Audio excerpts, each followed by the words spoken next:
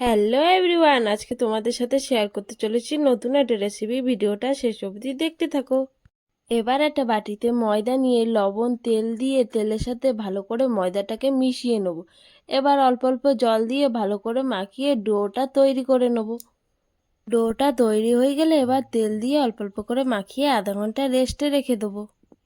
এবার একটা কড়াইতে তেল দিয়ে তেলটা গরম হলে রসুন ফোড়ন দিয়ে দেবো। এবার রসুনটাকে ভালো করে ভেজে নেব।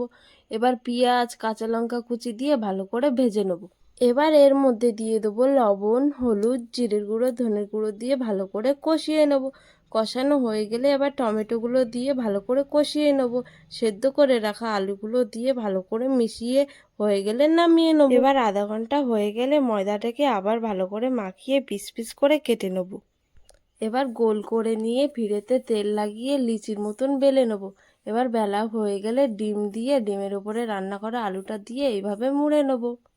কড়াইতে তেল দিয়ে তেলটা গরম হলে ভাজার জন্য দিয়ে দেবো। এবার ওপিঠ ভাজা হয়ে গেলে উল্টে দেবো। পুরো ভাজা হয়ে গেলে এবার নামিয়ে নেব। ভিডিওটি শেষ অবধি দেখার জন্য থ্যাংক ইউ।